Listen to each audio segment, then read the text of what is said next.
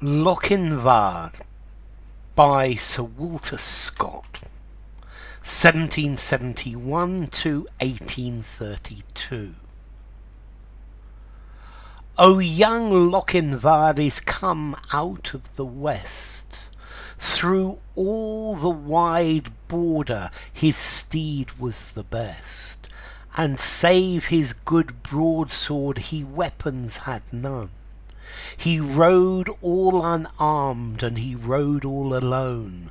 So faithful in love, so dauntless in war, there never was knight like the young Lochinvar. He stayed not for brake, and he stopped not for stone. He swam the Eske river, where ford there was none. But ere he alighted at Netherby gate, the bride had consented, the gallant came late. For a laggard in love and a dastard in war was to wed the fair Ellen of brave Lochinvar.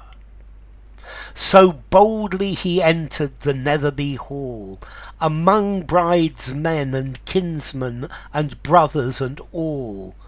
Then spoke the bride's father, his hand on his sword, for the poor craven bridegroom said never a word. O come ye in peace here, or come ye in war, or to dance at our bridal, young Lord Lochinvar?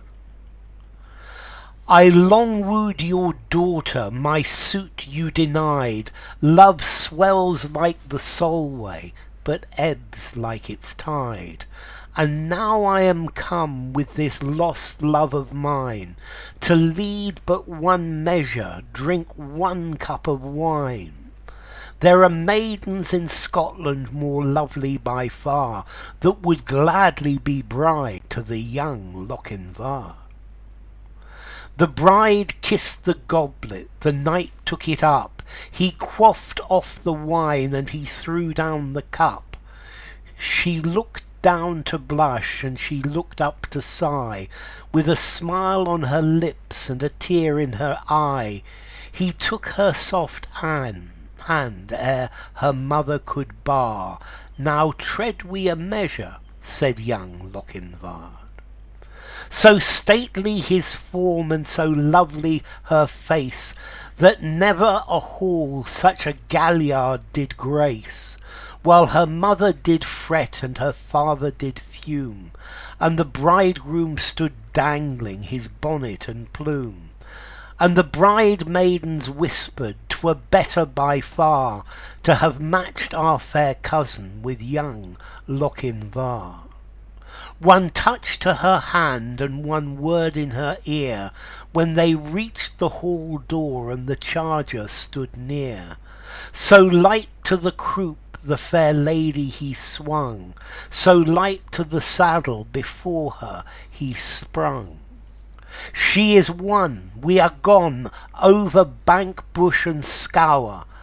They'll have fleet steeds that follow, quoth young Lochinvar. There was mounting 'mong Grahams of Netherby clan, Fosters, Fenwicks and Musgraves, they rode and they ran. There was racing and chasing on Canonby Lee, but the lost bride of Netherby ne'er did they see. So daring in love and so dauntless in war, have you ever heard of gallant like young Lochinvar? Okay, this is a heroic poem by Sir Walter Scott. Let's see, Sir Walter Scott was a Scottish novelist and historian. Let's see, he's probably most famous for his novels Ivanhoe and Rob Roy. He used to like to write historical novels. Let's see, Walter Scott was born in Edinburgh. And he was born into a wealthy family. He worked as a judge and an advocate and a sessions clerk. but he was really a novelist and a poet. Now, let's see. This is the story of Lochinvar. This is a story about chivalry and the Lochinvar, the Scottish knight, showing the qualities such as honour and courtesy and being ready to act.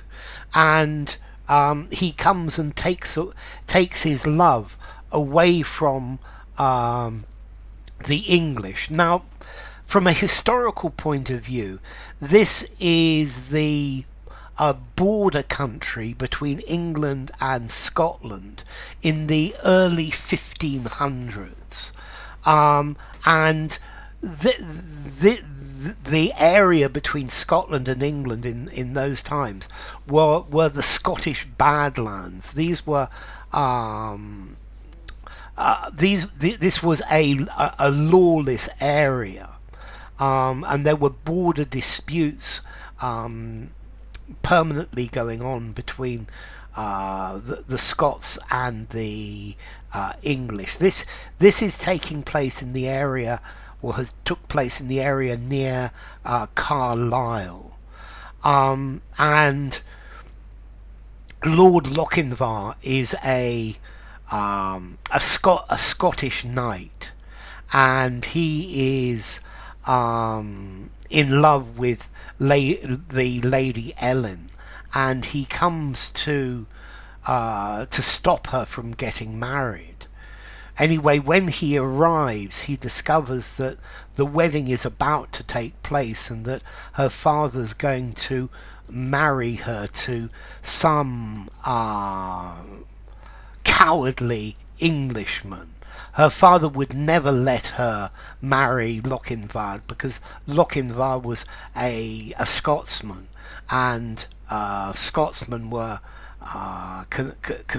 considered criminals and lowlife.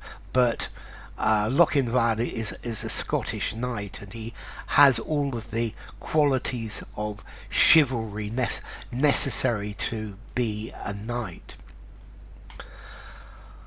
O young Lochinvar is come out of the west, through all the wide border his steed was the best. So he's come from the west part of the borderlands, and he's come through the borderlands, and this is the area that is disputed between Scotland and England, because in the early 1500s, Scotland was a different country, was another country. And save his good broadsword, he weapons had none. So the only weapon he had was his big sword, his broadsword. He rode all unarmed, and he rode all alone. So he travelled in the Badlands, in this area, all alone. So faithful in love and so dauntless in war. So he's faithful in love, and he's brave in fighting, coming through this place. And there was never a knight, there was never somebody as chivalrous as young Lochinvar. He stayed not for brake, and he stopped not for stone. So he didn't stop for a break, for a rest. He didn't stop because the going was difficult, that there were stones in his way. He swam the Eske river, where ford there was none.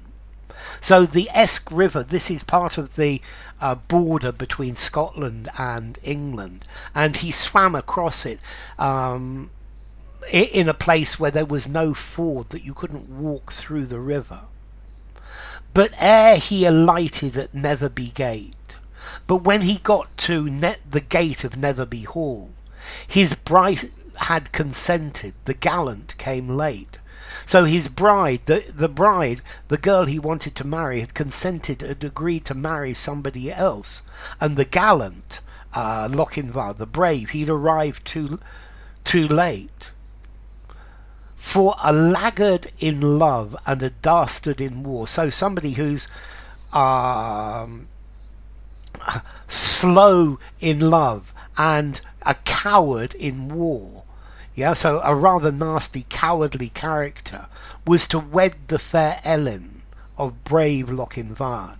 So the fair Ellen is an English girl, but she's going to marry an Englishman. She can't marry. Her father wouldn't let her marry Lochinvar because Lochinvar is Scottish, yeah, and she's set up to marry a coward, a horrible, unpleasant coward. So boldly he entered the Netherby Hall. So Lochinvar went into Netherby Hall, among bridesmen and kinsmen and brothers and all.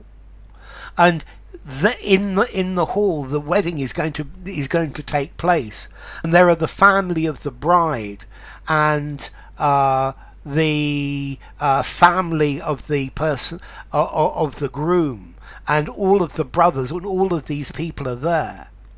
Then spoke the bride's father, his hand on his sword, and then the father of the bride spoke to Lochinvar. For the poor craven bridegroom said never a word. So craven means cowardly. So the cowardly man that was going to marry Ellen, he didn't say anything at all. So it was the bride's father who had to speak up. Oh, come ye in peace here, or come ye in war? So have you come here in peace, or have you come here to fight?